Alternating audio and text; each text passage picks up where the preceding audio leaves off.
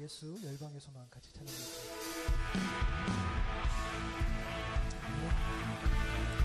온 세상에 예수 그리스도의 빛이 비춰주십니다. 우리가 그분을 의지할 때에, 그분을 믿을 때에 우리가 온전히 그분과 함께 되겠습니다. 예수 열방의 소망, 예수 열방의 소망, 예수 우리의 위로자. 주는 온 땅에 영원한 소망. 예수 어둠 속에 예수 변함없는 진리. 주는 온 땅에 일치되시네. 우리 위해 죽으시고 다시 사신 생명의 주. 주님만이 소망이요 변함없는 반석이라. 주님만이 온 세상을 비추시네. 또 죽음에서 부활하신 우리 구주 영광의 왕. 주를 믿는 모든 자의 소망이시. 주를 믿네.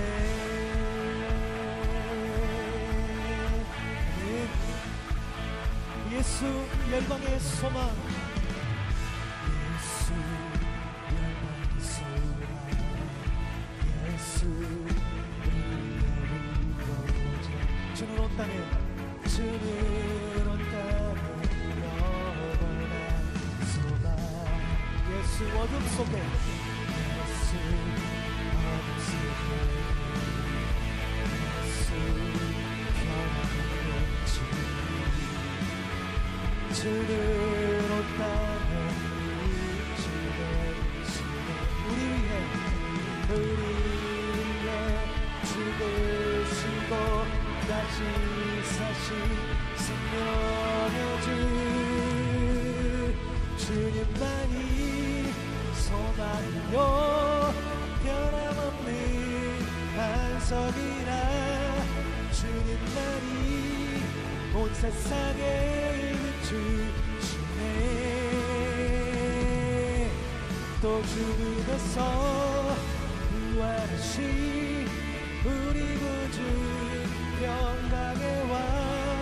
주를 믿는 모든 자의 소망이시. 주를 믿네.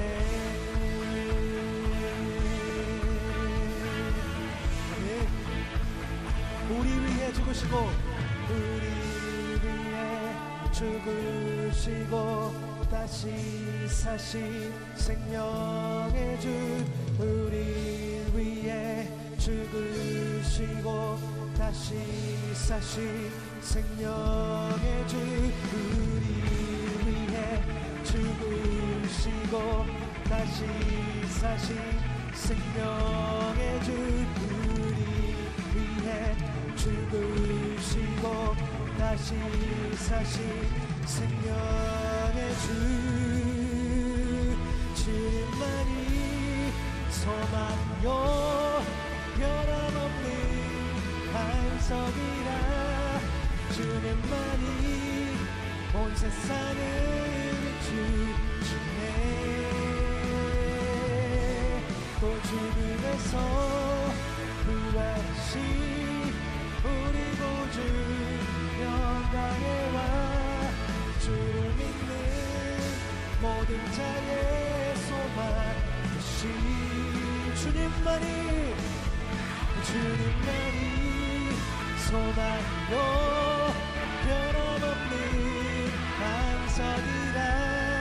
주님만이 온 세상을 비추시네.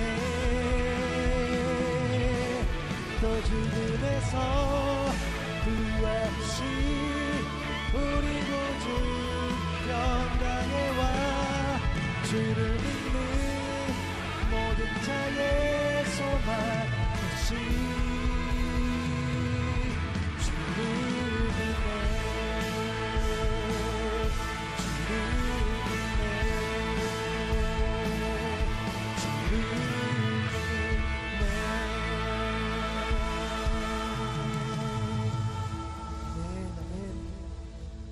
열방의 소망 되신 그 예수 그리스도 그분만을 우리 평생에 의지하기를 소망합니다. 내 평생에 가는 길에 우리 주님 함께 하신다면 우리는 가장 귀한 그런 평안을 얻을 수 있습니다. 주님을 의지합니다. 내 평생에 가는 길 순탄하여 늘 잔잔한 나 같은지 그분 바로 무섭고 어렵든지 나의 영혼은 늘 평안하다. 내 영혼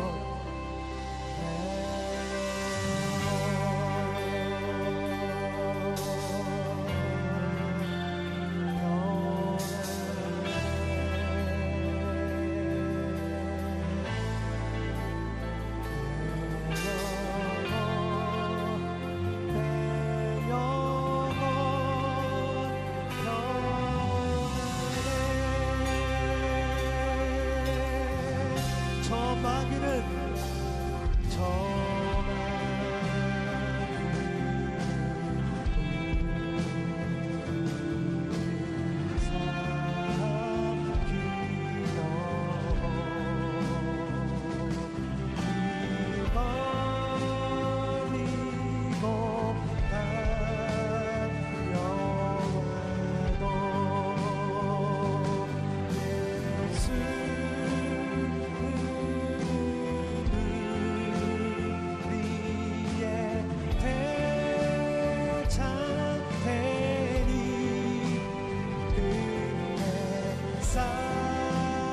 싸워서 이기리라. 내 영혼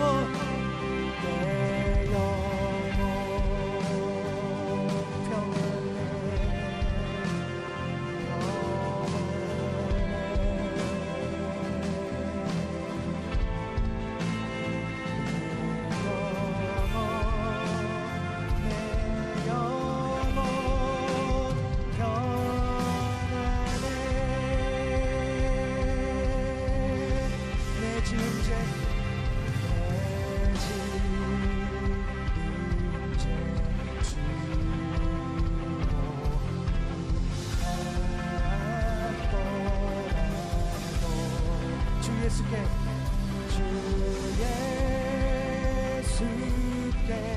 아뢰며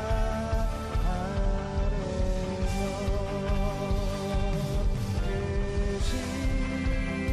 십자가 비로소 다시 쓰사 있는 고난도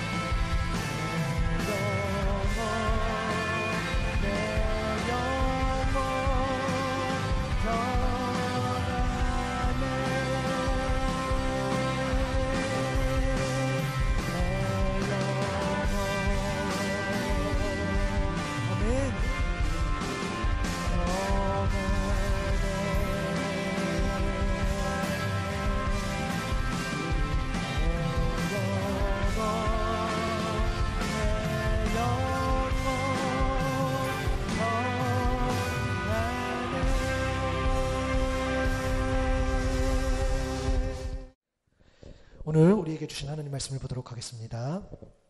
마태복음입니다. 마태복음 11장입니다. 11장 7절에서 11절까지의 말씀입니다. 마태복음 11장 7절에서 11절까지의 말씀을 제가 봉독하겠습니다. 우리 화면 보시면서 같이 따라와 주시면 되겠습니다. 그들이 떠나매 예수께서 무리에게 요한에 대하여 말씀하시되 너희가 무엇을 보려고 광야에 나갔더냐? 바람에 흔들리는 갈대냐? 그러면 너희가 무엇을 보려고 나갔더냐? 부드러운 옷 입은 사람이냐? 부드러운 옷을 입은 사람들은 왕궁에 있느니라. 그러면 너희가 어찌하여 나갔더냐? 선지자를 보기 위함이더냐? 이었더냐? 옳다. 내가 너희에게 이르노니 선지자보다 더 나은 자니라. 기록된 바 보라 내가 내 사자를 내 앞에 보내노니 그가 내 길을 내 앞에 준비하리라 하신 것이 이 사람에 대한 말씀이니라. 내가 진실로 너희에게 말하노니 여자가 낳은 자 중에 세례 요한보다 큰 이가 일어남이 없도다. 그러나 천국에서는 극히 작은 자라도 그보다 크니라. 아멘. 예수를 깊이 생각하라. 6번째 시간입니다. 주 앞에 더 큰 자, 주 앞에 더 큰 자라는 말씀의 제목으로 말씀을 나누도록 하겠습니다. 오늘도 함께 예배하신 여러분 감사하고 또 환영합니다. 우리 인사하겠습니다. 좌우 이렇게 보시면서 잘 오셨습니다. 인사하겠습니다. 잘 오셨습니다. 네, 반갑습니다. 우리 하나님 생명교회 인사를 좀 해볼까요? 보시면은 제가 하나님은 당신을까지 하면은 여러분들이 동사를 해주시면 됩니다. 하나님은 당신을 부르십니다. 하나님은 당신을 계획하십니다. 하나님은 당신을 사랑하십니다. 아멘. 여러분 1년 중 가장 긴 우리 뗀 연휴를 이제 마쳤죠. 아마 이제 월요일부터 더 근무하는 것도 있는 것 같은데 다시 일상이 시작되었습니다. 사실은 평범한 일상이지요. 그러나 이 주님의 역사는 이 매일매일 반복되는 우리의 이 평범한 일상에서 가장 특별하게 일어날 줄로 믿습니다. 여러분 매일의 삶 속에서요 하나님이 우리를 부르시고 계획하시고 그리고 끝까지 사랑하신다는 이 특별한 은혜가 우리의 이 평범한 일상 가운데에서 매일 일어날 수 있기를 소망합니다. 오늘은 사순절 첫째 주일이지요. 우리가 보통 사순절이라 하면 이 부활절까지 올해 부활절이 3월 31일인데 이 부활절까지 부활절 전까지죠. 여섯 번의 주일을 있는데 그걸 제한 40일의 기간을 우리가 예수님의 고난을 생각하면서 보내는 그런 절기입니다. 부활절을 준비하는 그런 시간이지요. 예수님을 더 깊이 생각하면서 부활의 영광에 동참하는 게 이 절기입니다. 물론 우리가 방금 이야기했던 것처럼 매일의 삶 속에서 주님 만나는 게 가장 중요합니다. 그죠? 물론 어떤 절기 있고 그렇지만 우리가 크리스마스 때만 주님 생각하고 또 부활절 때만 주님 생각하고 또 사순절 때만 그 주님 고난당하셨지 이렇게 우리가 살아간다면 그건 진짜 사랑이 아닌 것 같아요. 그러나 우리가 이런 어떤 기간들을 보내면서 같이 공동체가 참여하는 거죠. 그래서 조금 더 의미를 우리가 부여하면서 가는 기간인데요. 특별히 우리 하늘 생명교회는 일단 올해가 예수를 깊이 생각하는 주제로 계속 제가 사복음서로 말씀을 나누고 있기 때문에 따로 사순절 주제를 정하지는 않았습니다. 그래서 계속 복음서를 저희가 살피면서 예수님에 대해서 좀 살펴보고요. 그리고 오늘 이제 세례 요한의 이야기가 또 이제 마지막 정리가 되면 이제 예수님의 사역들, 그래서 복음서의 4권의 책에 다 기록된 내용들, 혹은 또 한 권에만 중점적으로 기록된 내용들, 이런 내용들을 중심으로 또 메시지를 살펴보겠습니다. 오늘은 이제 세례 요한의 이야기는 아마 3번째 시간인데 이제 2번 정도 더 다뤘는데 오늘 좀 마지막 시간인데요. 내용을 좀 살펴보면서 우리가 메시지를 보면서 우리 주님께서 이 세례 요한을 통해서 또 하시고자 하는 그런 메시지를 좀 살펴봤으면 좋겠습니다. 오늘 본문은 이렇게 시작합니다. 마태복음 11장 7절 상반절인데요. 그들이 떠나매라고 시작해요. 이때 그들은 이 세례 요한의 제자들입니다. 세례 요한의 제자들이 와서 예수님과 대화하고 떠났다. 그러니까 그 요한의 제자들이 떠난 다음에 예수님이 이제 제자들하고 예수님 제자들하고 이야기하는 내용이 오늘 본문의 내용인데요.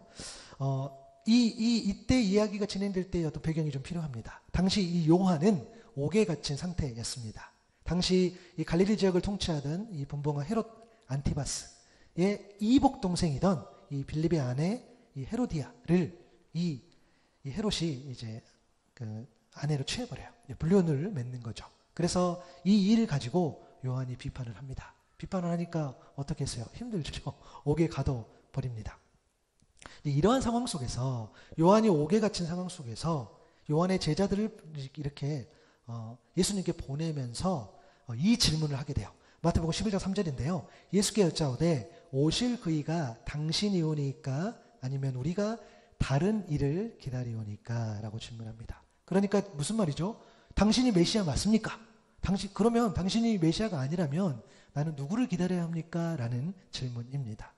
사실 굉장히 좀 충격적인 질문이에요. 왜냐하면 요한은 물론 사람들은 예수님이 누구실까라고 굉장히 궁금해했어요.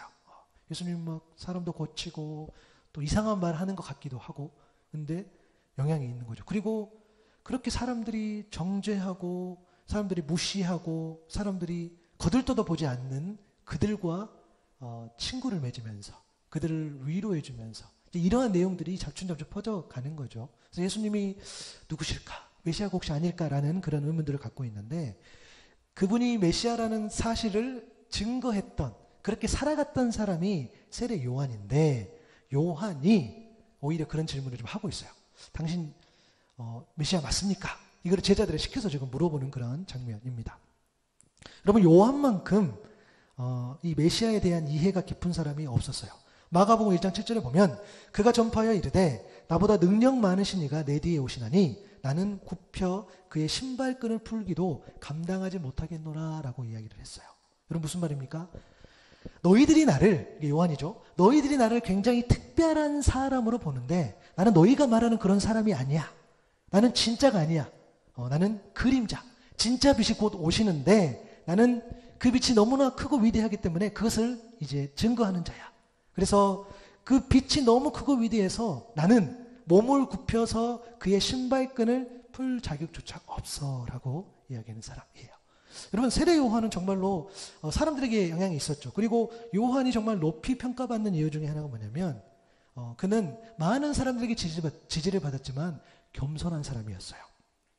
여러분 진짜 실력이라면 반드시 겸손이 따라온 상태를 의미합니다. 여러분 이 사실을 우리가 좀 포기하지 않았으면 좋겠어요. 자꾸 우리 눈에는 어떤 보이는 실력들, 성과들 그런 것에 의미를 두기 때문에 그리고 우리가 여러분 자녀들에게 실력을 키워야 된다고 이야기하지 우리는 우리 자녀들한테 겸손하라고 이야기를 잘 하지 않는 것 같아요. 그죠? 저도 막 반성해요. 아이들 뭔가를 물론 아이들 막 푸시하고 그런 건 아니지만 너 정말 실력 있어야 돼. 능력 있어야 돼 라고 우리가 한 번이라도 더 이야기하지 너 겸손해야 돼. 너 사람들을 다른 사람을 나보다 더 낫게 여길 수 있어야 돼. 이런 이야기를 우리가 잘 안 한다는 거예요. 그런데 이 요한은 정말 겸손했어요. 많은 사람들이 자기를 지지했지만 여전히 자기의 사는 방향은 정해져 있는 거죠.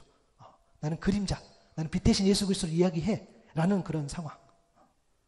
그것으로 요한은 그렇게 이야기했어요. 정말 이 메시아에 대한 이해가 깊었다고 볼 수 있는 거죠. 마가복음 1장 8절에서도 그렇게 이야기합니다. 나는 너희에게 물로 세례를 베풀었거니와 그는 너희에게 성령으로 세례를 베푸시리라. 여러분 굉장히 중요한 메시지야. 진짜가 오셔가지고 메시아가 오셔서 성령 세례를 베풀 것이다 라고 이야기를 하는 거예요.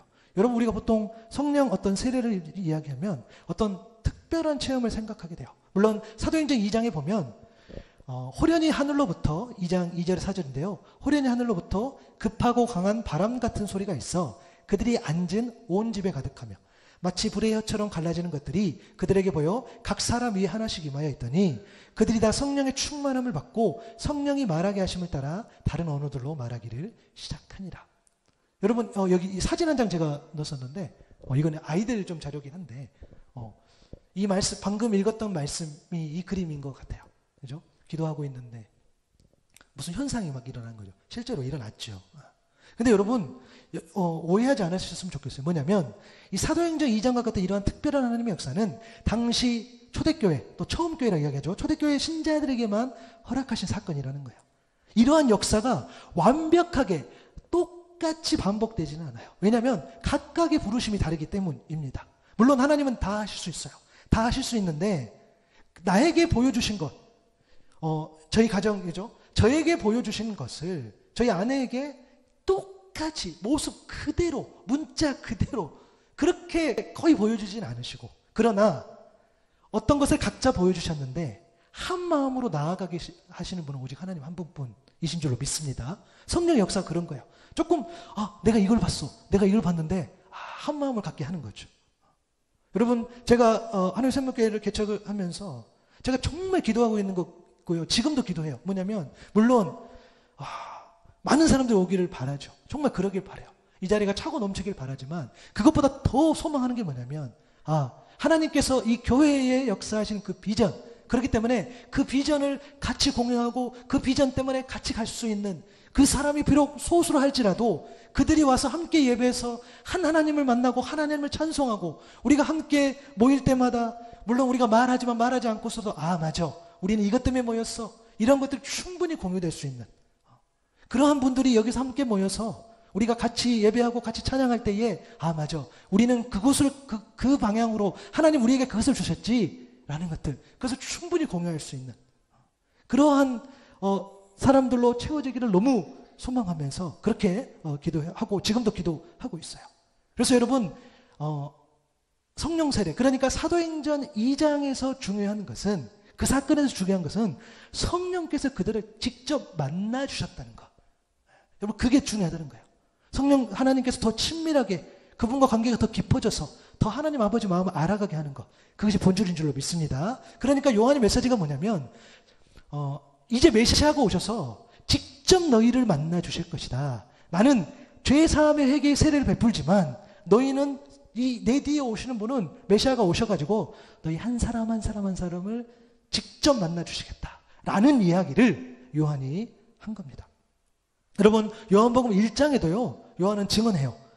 요한복음 1장 34절에도 내가 보고 그가 하나님의 아들이심을 증언하였노라 하니라. 여러분, 요한은 지금 자기 생각을 말한 게 아니에요. 그가 심사숙고해서 고민해서 공부해서 연구해서 그렇게 이야기한 게 아니라 그는 성령이 내려와 주심을 위해 머무는 것을 봤어요. 예수께서 세례받으러 오셨을 때. 또 지금 자기가 직접 본 것을 이야기 지금 해주고 있다는 거예요. 하나님이 세례요한에 직접 보여주신 거죠. 더 확실한 증언. 여러분, 이것보다 더 확실한 증언이 어디 있겠어요? 이것보다 더 확실한 메시아에 대한 이해가 어디 있겠습니까? 그만큼 요한은 메시아에 대한 그런 깊은 이해를 가지고 있었습니다. 그런데 다른 사람도 아닌 이 요한이 이런 질문을 합니까? 아니, 제자들 시켜가지고 당신 메시아 맞습니까? 내가 누구를 기다려야 됩니까? 라는 지금 이 메시지를 받는 거죠. 굉장히 당황스러운 질문. 어쩌면은 어처구니 없는 그런 질문처럼 느껴질 수 있다는 거예요. 그러면 요한이 왜 그렇게 질문했을까라고 우리가 생각해 보면 이 요한의 외부에서 그 원인을 찾아보면 요한이 궁금했던 게 아니라 혹시 제자들이 궁금해서 제자들 보내서 야 너희들 직접 물어봐 라고 우리가 볼 수도 있고요. 또 하나는 요한의 입장에서는 예수님께서 제자들을 보내서 우리가 메시아, 당신이 우리 메시아 맞습니까? 라고 했을 때 예수님, 그래, 내가 메시아다. 라고 예수님이 직접 말씀해 주시기를 원해서 그렇게 질문하지 않았을까라고 우리가 또 생각해 볼 수 있는 거죠. 또 성경학자들이 그렇게 이야기해요. 그러나 또 요한을 찾아보면 이게 좀 더 설득력이 있어요. 우리가 요한을 생각해 볼게요. 지금 요한의 힘든 상황.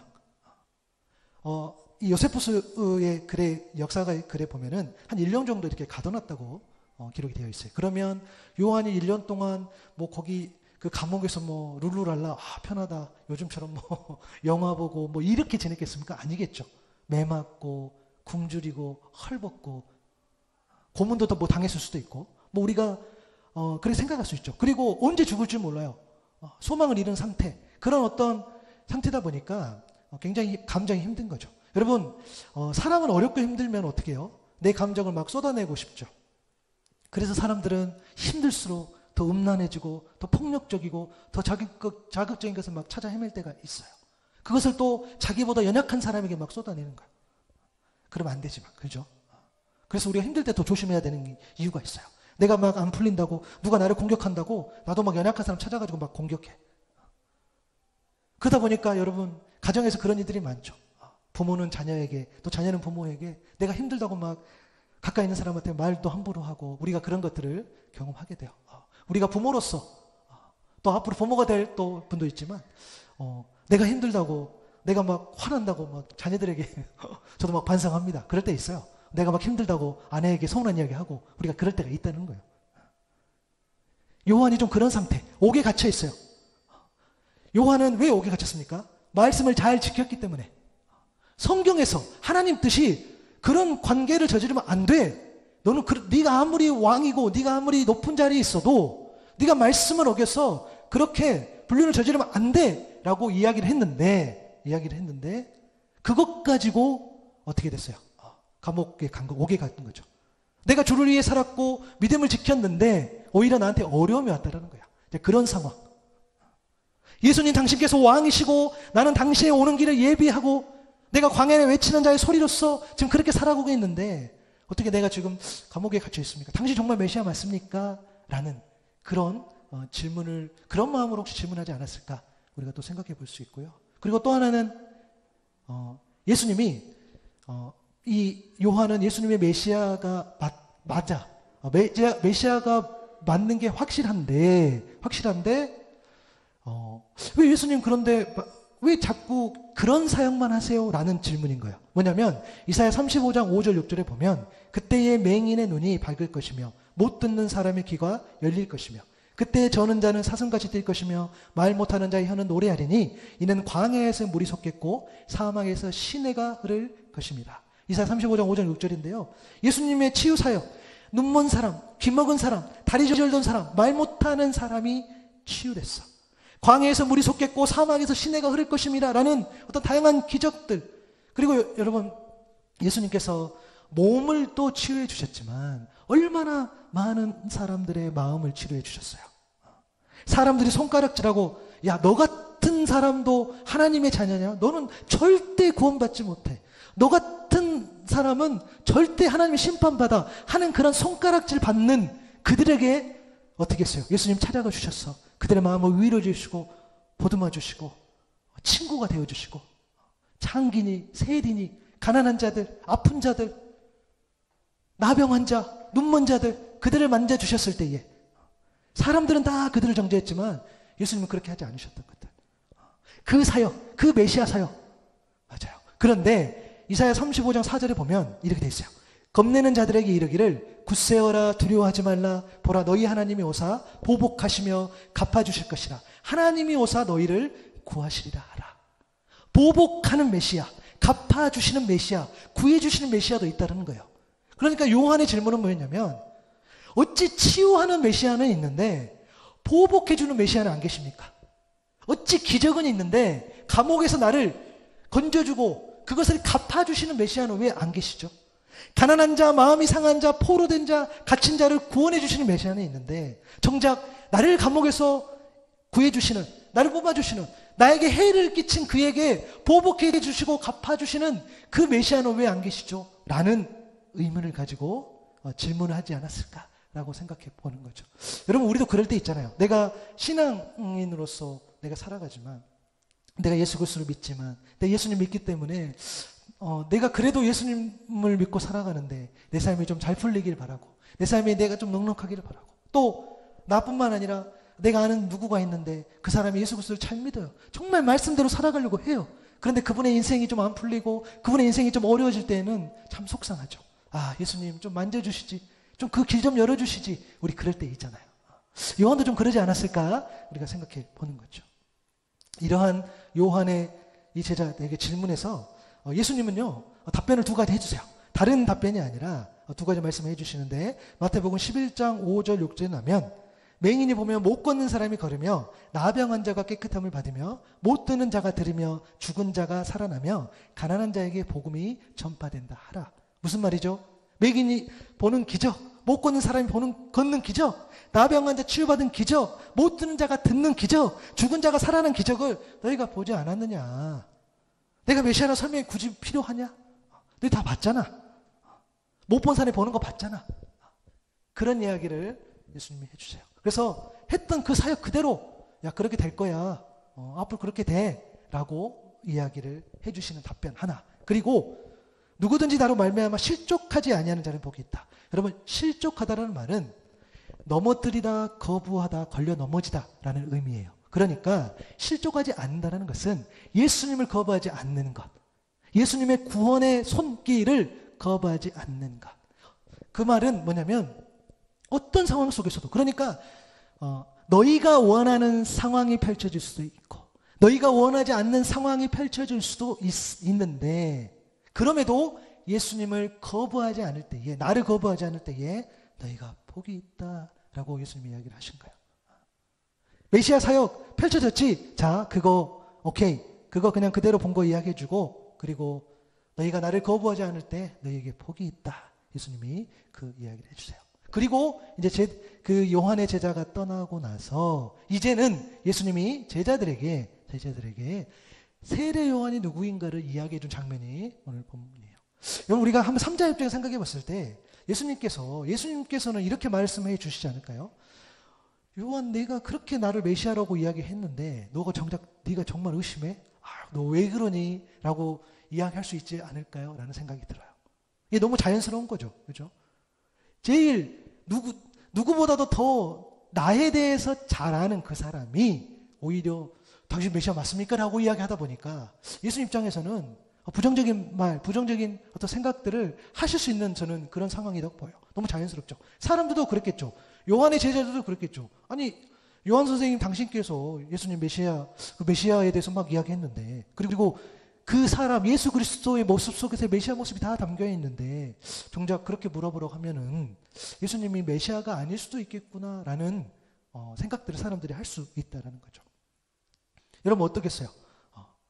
비슷한 상황이라면 아무래도 다른 사람 몰라도 그 사람만큼은 나에 대해서 잘 알고 그 사람만큼 나에 대해서 증언해주고 변호해 줄 텐데 오히려 그 사람이 나에 대해서 다른 이야기를 한다면 부정적인 생각, 부정적인 말들을 할 수 있을 것 같아요.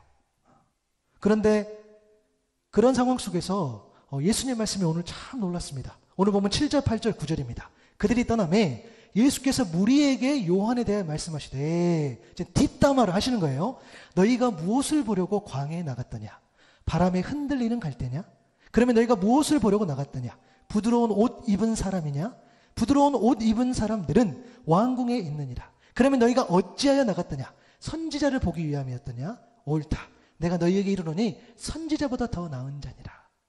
너희가 무엇을 보려고 광야에 나갔더냐? 바람에 흔들리는 갈대냐? 아니지 않느냐? 요한은 바람에 흔들리는 갈대 같은 사람이 아니라는 말씀이에요. 그는 연약하고 그는 불안정한 사람이 아니야. 그는 우유부단하고 그런 줏대 없는 사람이 아니야. 대중의 의견에 쉽게 움직이는 그런 사람이 아니야. 너희가 무엇을 보려고 나갔더냐? 부드러운 옷 입은 사람이냐? 아니지 않느냐? 요한은 부드러운 옷을 입은 그런 왕궁 사람이 아니라는 말씀을 이야기해 줍니다. 여러분, 부드러운 옷 입었다라고 할 때에 당시에 헤롯을 떠올리게 해요.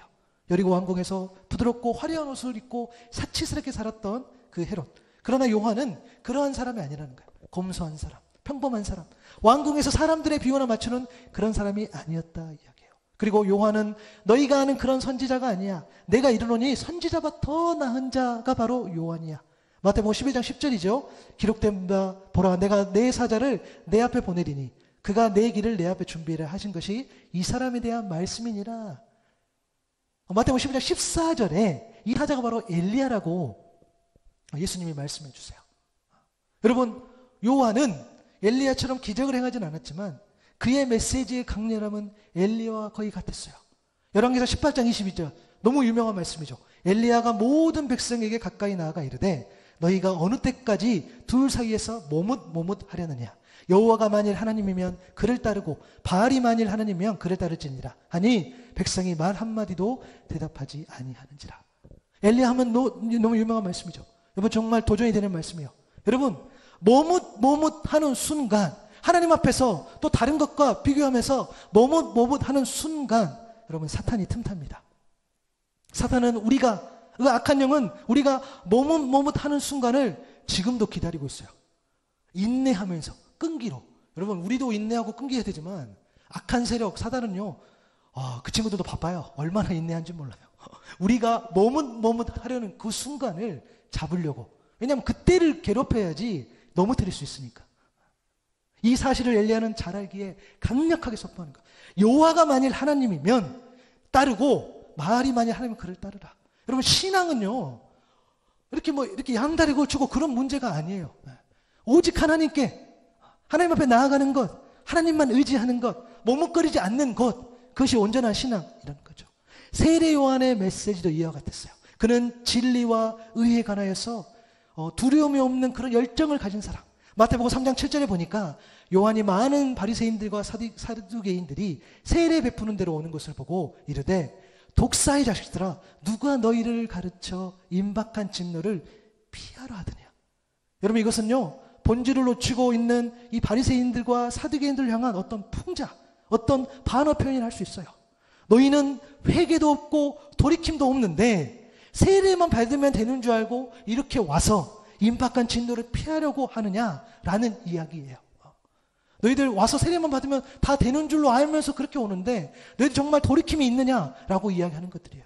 여러분, 마태복음 3장 7절 같은 경우는 우리 목회자들에게 이런 공감이 있어요. 뭐냐면 이런 거 있잖아요. 교회 처음 왔는데 이렇게 오셨는데 여러분들도 처음 왔는데 제가 갑자기 여러분들에게 이 독사의 자식들아 회개하라 라고 이야기하면 여러분 얼마나 부담스럽겠어요. 근데 요한이 그렇게 했다라고 보는 거죠. 그리고 그의 메시지가 그렇게 강력했다는 거예요. 그게 누구든 신분이 있든 없든 오랫동안 신앙생활을 하든 안 하든 그게 중요한 것이 아니라 하나님 앞에 얼마나 더 가까이 나아가고 있느냐, 돌이킴을 가지고 나아가고 있느냐, 하나님을 의지하고 있느냐라는 그 메시지. 요한은 그것을 거침없이 이야기했다는 거예요. 그래서 마태복음 3장 8절 9절에 보니까 그러므로 회개에 합당한 열매를 맺고 속으로 아브라함이 우리 조상이라고 생각하지 말라. 내가 너희에게 이르노니 하나님이 능히 이 돌들로도 아브라함의 자손이 되게 하시리라. 너희들 혈통 믿고 까불지 마. 하나님께서 우리 이스라엘 백성 우리를 선택하신 건 맞지만 하나님은 능히 이 돌들로도 이 피조물 아무것도 아닌 것들도 아브라함의 자손이 되게 하신다는 거. 하나님을 향한 돌이킴이 없는 그런 예배, 그런 섬김, 그런 봉사, 그 어떤 행위라도 하나님 아버지께 돌이킴이 없이는 안 돼. 정말 그렇게 될 줄로 믿습니다. 안 된다는 거예요. 요한은 그렇게 그런 마음을 가지고 너희들 자꾸 아브라함의 자손이라고 대충대충 그냥 살아가는데 그걸로 안 된다라고 그가 엘리야와 같은 심령을 가지고 메시지를 선포했다는 거예요. 여러분, 이런 메시지는요, 오늘 저와 여러분에게 동일한 메시지. 여러분, 제가 늘 말씀드립니다. 교회만 다닌다고 해서, 직분이 있다고 해서 하나님께 나아가고 나아가는 그런 돌이킴을 가볍게 여긴다고 한다면, 소홀히 한다고 한다면 우리는 하나님 앞에서 의롭지 못해요. 우리는 하나님 앞에서 연약하다는 거예요. 우리 하나님 앞에 올라설 수 없다는 거예요. 왜? 그러나 반대로 우리 연약하고 부족해도 우리가 여전히 또 하나님 앞에 돌이켰을 때는 하나님의 것을 귀하다라고 보신다는 거예요. 여러분, 오늘 말씀의 기록처럼 예수님은요, 세례 요한에 대해 그 어떤 부정적인 감정을 드러내거나 아쉬움이 담긴 어떤 말들을 하지 않으셨어요. 대신 그가 어떤 사람인지 분명하게 말씀해 주셨어요. 우린 여기에서 예수님의 위대함과 그 놀라운 사랑을 다시 한번 보게 되는데요. 이 부분을 조금 더 가기 위해서는 이 이야기를 한 가지 좀 드리고 싶은데, 여러분, 요즘 언론에서 많이 언급되는 그 이야기 중 하나가 우리 그 축구 국가대표 이야기입니다. 그죠? 우리가 너무 이렇게 응원하는, 그죠? 우리 손흥민 선수하고 이강인 선수하고 막 싸워가지고 뭐 그게 뭐 영향을 갖지고 뭐 물리적 충돌이 있었네 없었네 막 그런 이야기들을 하게 돼요. 그래서 그 어떤 외신 기자는 이 손흥민 선수가 정말 화를 못 참은 것인지 아니면 엄청 착하다고 알려진 그 손흥민 선수를, 그렇게 착한 손흥민 선수를 괴롭혔는지 뭐 이렇게 잘 모르겠다 뭐 이런 기사들을 보게 돼요. 그렇게 갈등들이 있으니까 아쉽죠. 너무너무 우리가 응원한 선수인데 가장 잘하는 친구들이 싸웠다 하니까, 그리고 그게 경기까지 이렇게 영향을 줬다 하니까 우리가 아쉽죠. 그리고 그 두 사람의 개인 문제뿐만 아니라 또 선배 그룹과 후배 그룹의 갈등처럼 보이기도 하고, 그러다 보니까 이강인 선수가 했던 말들, 행동들이 또 기사에 계속 나오고, 또 그러다 보니까 손흥민 선수가 말했던 말들도 기사에 계속 나오고, 그리고 근데 이강인 선수 이야기가 조금 더 부정적인 이야기 더 많이 나온 것 같긴 해요. 그죠? 근데 손흥민 선수 또 아무 이야기도 하지 않고 있고, 그러다 보니까 또 너무 그 손흥민 선수는 이야기 안 하고 이강인 선수의 부정적인 이야기 나오니까 또 이강인 선수 팬들은 손흥민 선수한테 가가지고 네가 주장이니까 네가 이야기하지 뭐 이런 이야기들이 나옵니다. 거기다 감독은 경질되고 막 그런 이야기들. 그래서 감독이 뭘 잘했네 못했네 이야기들. 저도 처음 알았어요. 축구 감독님 올 때 운동장에 있어야 되는데 재택근무 오래 했다고 뭐 그런 이야기 하더라고요. 화상으로 회의하고 보면서 여러 가지 생각을 또 하게 됩니다. 처음에는 지는 경기, 그러니까 경기가 져서 감독이나 선수든 누구라도 책임질 사람이 필요해서 이런 말들 저런 말들 한다고 생각했는데 그게 아니라 점점 어떻게 됩니까? 이 말과 말들이 이어져서 내용들이 만들어져 가는 것들을 우리가 보게 돼요. 그리고 누구 말이 진짜냐? 또 심지어 사실상 그 말이 진짜다 그래도 정말 그 말이 진짜일까라는 의문이 들 정도로. 여러분, 제가 뭘 말씀드리고 싶냐면 사람이 보는 데는 한계가 있다는 거예요. 사람은 어떤 한 행위, 어떤 한 말, 어떤 한 행동, 그 부분을 가지고 전체라고 판단해요. 여러분, 우리 또한 일상에서 그런 일들을 겪게 돼요. 내 부분만 보고 내 전체로 판단해버려요. 상대방의 부분만 보고 상대방의 전체로 판단해버려요. 저도 제가 클린스만 감독님 일면식도 없지만 되게 보통 감독님을 하면 운동장에 있어야 되는데 미국이나 유럽이나 이렇게 가가지고 안 와가지고 또 화상으로 회의하고 이런 얘기를 들어보니까 막 부정적인 생각이 드는 거예요. 처음 들었어요. 이렇게 운동장에 많이 있는 시간보다 이렇게 밖에 나가서 있었던 시간이 있다고 하니까 뭐 그런 얘기를 들으면서 그냥 그거 한 부분 보고 그 사람 정말 좀 나쁜 사람이네. 왜 그랬을까 우리한테? 뭐 이런 생각 이렇게 부분 전체로 뭐 이렇게 하게 되는 거죠. 저도 그렇게 느낍니다.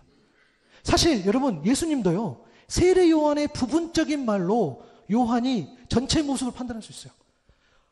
야, 어떻게, 요한만큼 나를 안다는 그 사람이, 걔가 왜 메시아냐라고 의심할 수 있지? 라면서 얼마든지 부정적인 말들, 얼마든지 서운한 말들을, 안타까운 말들을 할 수 있는데, 하지만 주님은 그렇게 하지 않으셨던 거예요. 그 증거가 바로 세례 요한에 대한 관한 판단이에요. 단 하나도 부정적인 평가가 없어요. 왜냐하면 주님은 요한을 잘 아셨어요. 그것 때문에 주님이 요한을 잘 아셨어요. 요한복음 2장 23절에서 25절에 보면 유월절에 예수께서 예루살렘에 계시니 많은 사람이 그의 행하시는 표적을 보고 그의 이름을 믿었으나 예수는 그의 몸을 그들에게 의탁하지 아니하셨으니 이는 친히 모든 사람을 아심이요 또 사람에 대하여 누구의 증언도 받으실 필요가 없었으니 이는 그가 친히 사람의 속에 있는 것을 아셨음이니라. 예수님은 사람의 속에 있는 것을 아신다는 거야. 우리는 겉사람은 알지 속사람은 잘 몰라요. 그렇잖아요. 여러분, 제가 목사인데 그냥 이렇게 보면 여러분, 제가 믿음이 그래도 좋게 보이나요? 안 좋게 보이나요? 안 좋게 보여요? 보통 목회자를 하면 좋게 보세요. 자, 좋게 보신다고 가정합시다. 근데 속사람은 안 보이잖아요. 그렇잖아요. 근데 만약에 제가 그냥 여러분들이 보시는 대로 저 사람은 믿음도 안 좋게 보여. 근데 내가 진짜 믿음이 안 좋게 보여. 그러면은 저는 겉과 속이 다르지 않는 사람이기 때문에 좀 나은 것 같아. 근데 만약에 좋아 보이는데 내 실제 속 사람은 그렇지 않아라고 한다면 너무 슬플 것 같아요. 너무너무. 예수님은 그런데 친히 사람의 속에 있는 것을 아셨다는 거야. 세례 요한이 무슨 말을 했는 것보다 더 중요한 게 뭐냐면 그가 어떤 말을 했을 수도 있어요. 그가 어떤 행동을 했을 수도 있어요. 그런데 예수님은 그 세례 요한을 정확하게 아신다는 이야기입니다. 우리가 아는 것처럼 사람은 어떤 한 행위, 어떤 한 말, 어떤 한 행동, 그 부분을 가지고 전체를 판단하지만 예수님은 언제나 전체를 보시고 그 부분까지도 가장 올바르고 정확하게 공평하게 판단하신 줄로 믿습니다. 요한복음 5장 30절에 보니까 내가 아무것도 스스로 할 수 없노라. 듣는 대로 심판하노니 나는 나의 뜻대로 하려 하지 않고 나를 보내신 이의 뜻대로 하려 함으로 내 심판은 의로우니라. 전체를 보신다는 것은 주님을 보내신 하나님 아버지의 뜻이 곧 심판과 판단의 근거라는 겁니다. 주님은 가장 정확하게 공평하게 어떤 상황을 어떤 사람을 그 뜻 하나님의 뜻에 맞춰 판단하신다는 거예요. 그러니까 어떤 부분만을 보시고 그것으로 전체를 평가하지 않으신다는 거예요. 우리는 요한의 감정과 신앙적인 갈등을 보았습니다. 물론 그가 예수님의 메시아라는 사실을 완전히 믿지 못한 것은 아닐 겁니다. 그러나 흔들리는 모습을 우리가 보게 되죠. 우리가 아무리 신앙이 좋은 사람이라 할지라도 의심할 수 있고 흔들릴 수 있음을 우리는 잊지 않아야 합니다. 우리 넘어질 수 있죠. 주님은 그러나 세례 요한을 잘 알았어요. 주님만큼 우리를 잘 아는 분이 없는 것처럼 세례 요한을 잘 알았어요. 비록 세례 요한에게 부족한 점이 있었겠지만 예수님은 그러한 연약함을 이해하시고 용납하셨어요. 그래서 그 연약함을 보시고 요한의 전체로 보지 않으셨다는 거예요. 다만 하나님 아버지의 뜻이 곧 전체를 보는 것이기 때문에 주님은 지금까지의 요한의 인생, 요한의 인격, 전 인생, 전 인격을 보시고 사람들 앞에서 요한을 그렇게 평가해 주신 거예요. 그가 비록 의심한 것도 의심한 게 맞을지도 모르겠으나 의심했지만 흔들렸지만 요한은 바람에 흔들리는 갈대 같은 사람이 아니다. 하나님의 뜻에 맞춰 판단을 보면 분명하게 알 수 있다. 요한은 사치스러운 옷을 입고 왕궁에서 사람들의 비유나 맞추는 그런 사람이 아니라니까. 하나님의 뜻에 맞춰보면 정확히 알 수 있어. 요한은 선지자보다 더 나은 자, 하나님의 뜻에 맞춰보면 정확하게 알 수 있어. 그래서 주님은 그러한 상황 가운데서 요한을 정확하게 이야기해 주시고, 오늘 보면 11절 상반절처럼 내가 진실로 너희에게 말하노니 여자가 낳은 자 중에 세례 요한보다 큰 이가 일어남이 없도다 라고 이야기를 해주신다는 거예요. 여자가 낳은 자, 여러분 일반적인 사람의 출생을 뜻하는 그런 관용적 표현을 할 수 있어요. 구약의 많은 훌륭한 선지자들이 메시아이신 예수 그리스도의 오심을 예언했어요. 그러나 세례 요한만큼 직접적으로 예수님의 출현을 이야기하면서 메시아의 길을 예비한 선지자가 없어요. 그래서 요한보다 큰 이가 일어남이 없다라고 이야기를 해주셨다고 보는 거죠. 그것도 맞지요.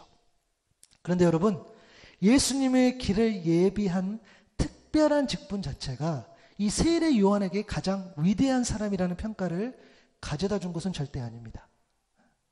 특별한 직분, 특별한 일에 대한 평가, 맞아요. 그것은 근데 오직 하나님, 그러니까 와, 저 정말 특별해, 정말 위대해 라고 우리가 그렇게 말할 수는 있겠으나 그것은 사람의 생각이지 하나님께서 그것도 판단하신다는 거예요. 왜요? 우리에게 맡겨진 일, 맡긴 소명들은 각 부르심이 있기 때문입니다. 각자의 부르심이 있다는 거죠.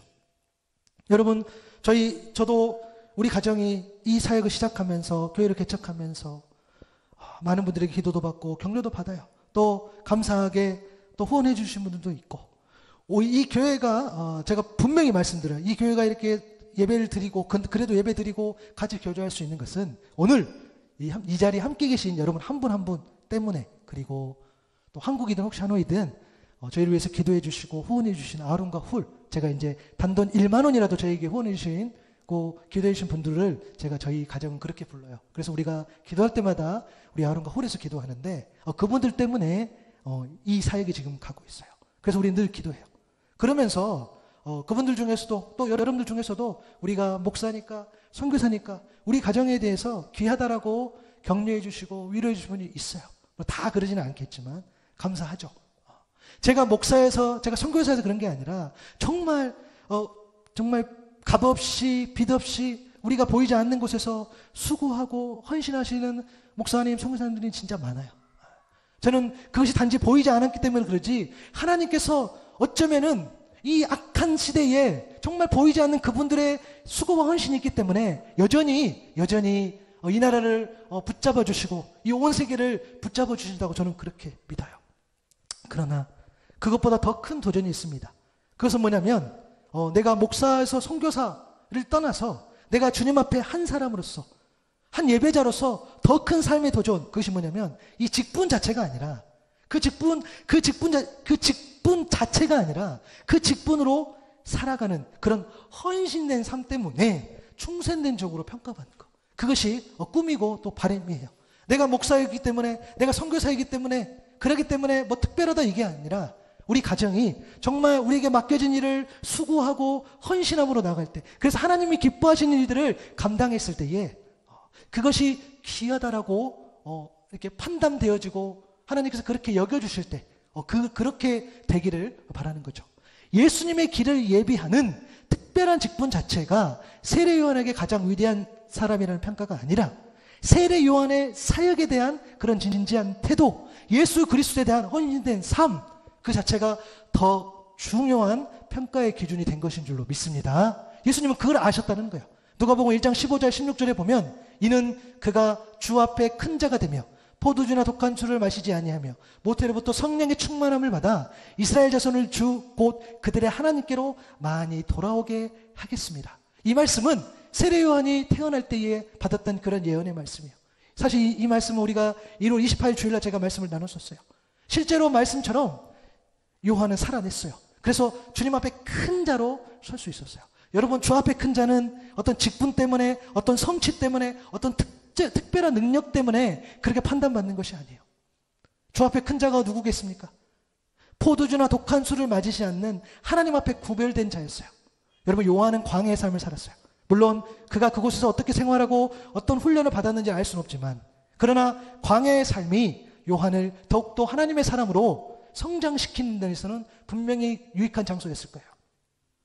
하나님 앞에 구별된 자는 비단 광야 가서 어디 뭐 세상과 단절해서 그 빈들에서 살아간다는 의미가 아니라 정말 하나님 앞에 구별된 자는 뭡니까?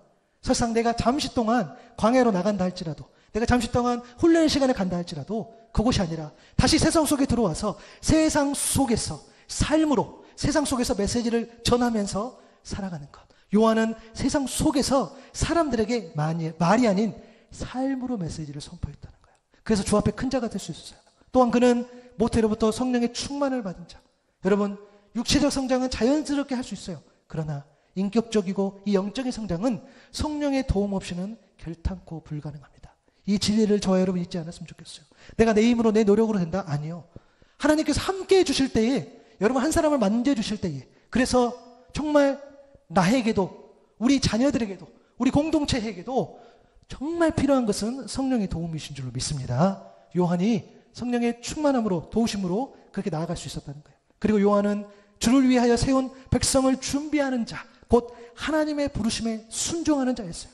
그의 부르심은 광야에 외치는 자의 소리로서의 삶이었습니다. 주님의 길을 준비하고 그분이 오신 길을 곧게 하기 위해서 죄사함 회개를 베푸면서, 세례를 베푸면서 회개하라, 천국이 가까웠다, 그렇게 메시지를 선포하는 것이 그의 사명이었어요. 마지막까지 그는 그 부르심에 순종했어요. 그렇기 때문에 그가 설상 흔들리는 말을 한다 했을지라도 여전히 우리 주님은 세례요한을 보면서 여자가 낳은 자 중에 주 앞에 가장 큰 자라고 그렇게 정확하게 우리 주님께서 판단해 주셨다는 거예요. 이렇게 하나님 앞에 구별되고 성령의 충만함으로 하나님의 부르심에 순종하는 삶을 살아가는 그런 주 앞에 큰 자의 삶이 저 여러분 삶에 될 수 있기를 정말 소망합니다. 정말 그렇게 되기를 바라요. 그리고 마지막으로 주 앞에 더 큰 자가 있으면 오늘 성경 이야기해요. 주 앞에 큰 자도 너무 괜찮죠. 사실 그렇게 살기도 힘들죠.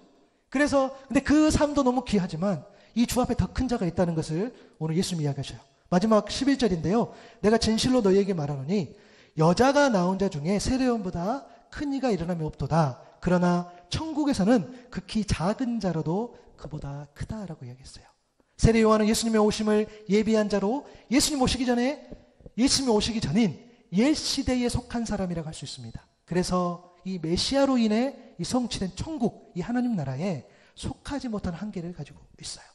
그러나 이제 예수님의 오심을 통하여 구원의 문이 직접적으로 열림으로 성령의 도우심을 힘입어 오직 믿음으로 직접 이제는 우리가 천국에 하나님 나라에 갈 수 있고 경험할 수 있다는 거예요. 그러하기에 아무리 작은 자라도 세례요한보다는 크다고 말씀하신 거예요. 왜요? 구약 시대 사람들보다 신약 시대 사람들의 가치가 더 크다는 뜻이 아니라 예수님을 통하여 이루어진 이 천국의 가치가 더 크다는 뜻이에요.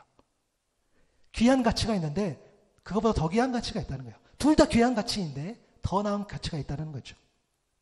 예수 그리스도의 보혈이 가져오는 하나님의 역사가 뭡니까? 십자가, 부활, 승천, 그리고 아까 살펴봤던 우리 사도행전 2장의 역사처럼 오순절 성령의 오심들, 예수 그리스도가 곧 복음이고 예수 그리스도의 통치가 있는 곳이 곧 하나님 나라. 오늘 이곳에 주님의 말씀이 있고 주님을 향한 믿음과 소망이 있고 주님의 뜻이 있다면, 그래서 하나님 나라를 누리며 그것을 전하는 삶이 저와 여러분의 삶이라면 바로 이곳이 하나님 나라인 줄로 믿습니다. 그러하기에 천국에서는 극히 작은 자라도 그보다 크다겠어요. 왜요? 예수 그리스도 그분과 함께하는 삶, 그 천국을 사랑하는 자에게는 마지막으로 특권이 있다는 거예요. 특권. 여러분, 더 크다겠어요? 천국에서는 극히 작은 자라도 천국을 살아가는 저 여러분 특권이 뭐겠습니까? 하나님께 직접 갈 수 있는 은혜, 하나님께 직접 기도할 때 성령의 도우심으로 기도의 능력을 경험할 수 있는 은혜, 성령께서 나와 함께 하시기에 성령의 도우심으로 살아가고 그 어떠한 상황 속에서도 믿음으로 승리하는 은혜, 그것이 바로 특권인 줄로 믿습니다. 우리가 기도하고 하나님을 의지하고 하나님 때문에 나아가는 것이 여러분 특권이에요. 그래서 우리는 그리스도, 천국 대신 그리스도와 함께 나아갈 때 그것이 우리에게 특권이고 그것이 우리에게 삶의 가장 큰 힘이라는 거예요. 그러므로 여자가 낳은 자 중에 주 앞에 큰 자는 세례 요한이에요. 그러나 주 앞에 더 큰 자가 있으니 천국 백성이요, 천국에 속한 자요, 천국을 누리는 자요, 천국을 사랑하는 자. 그 천국이 저 위에 계신 것이 아니라 그 천국이 이 땅에 내려오신 거죠. 예수 그리스도, 그 천국 대신 예수 그리스도께서 이 땅에 오셔서 바로 이곳에 오셨기 때문에 그것을 누릴 때에 우리는 극히 작은 자라도, 그렇죠? 천국에서는 아무리 작은 자라도 이 세례요한보다 크다라는 위로의 말씀을 우리에게 주신 겁니다. 여러분, 말씀을 정리하면서요, 여러분 우리 좀 기억했으면 좋겠습니다.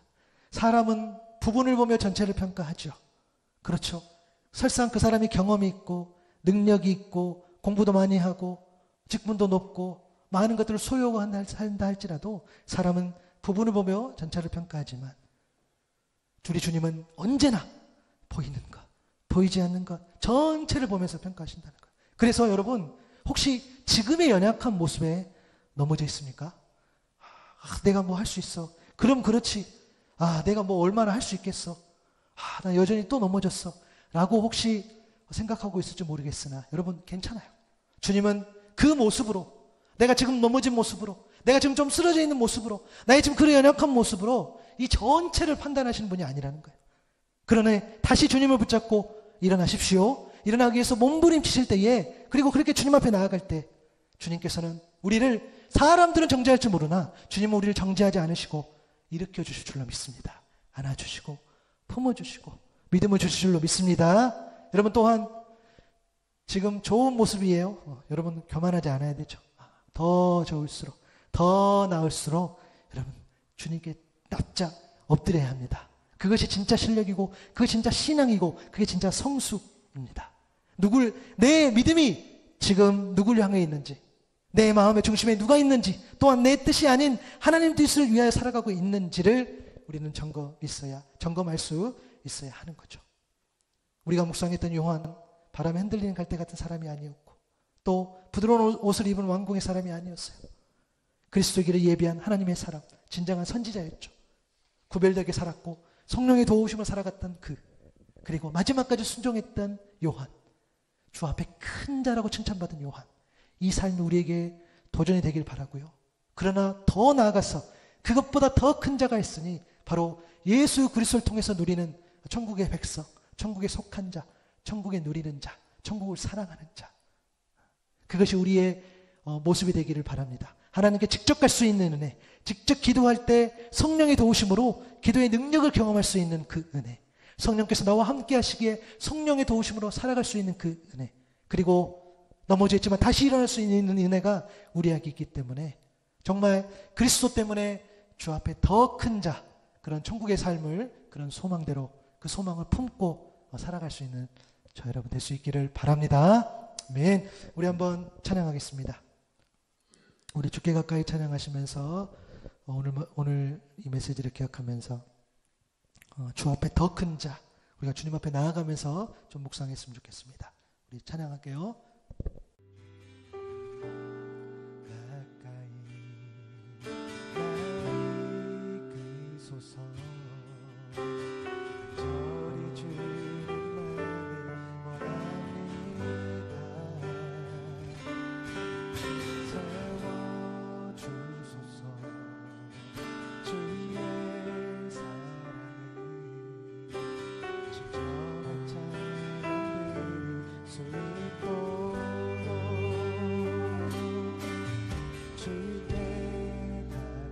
날이 끄소서, 날이 끄소서,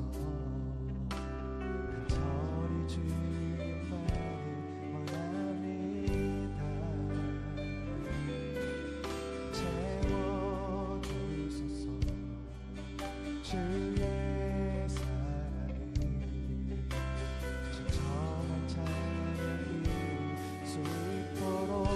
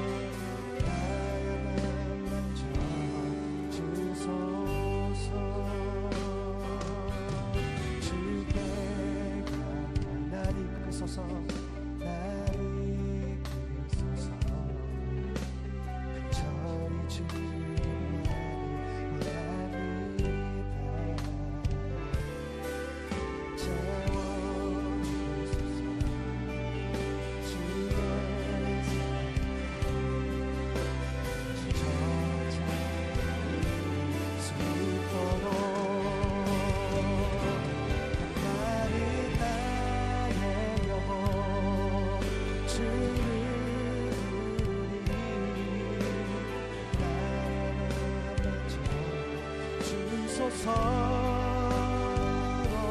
주님 나를 원합니다. 더 원합니다.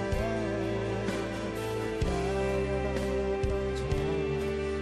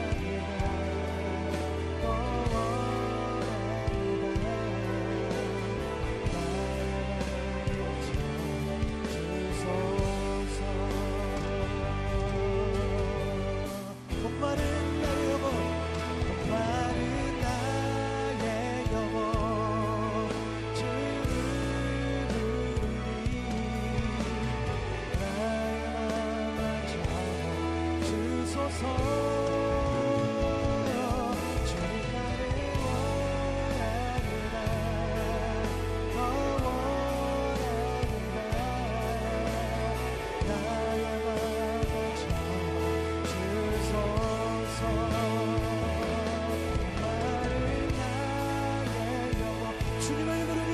주님을 부르니 나의 맘 주소서.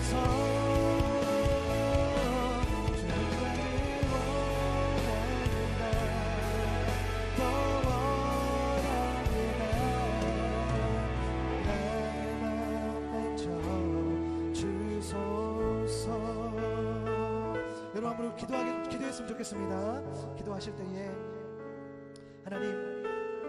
하나님의 뜻이 모든 판단의 기준이 되게 하시고 모든 상황들 또 사람에 대한 모든 판단은 하나님께 맡기는 우리의 신앙이 되게 하여 주옵소서.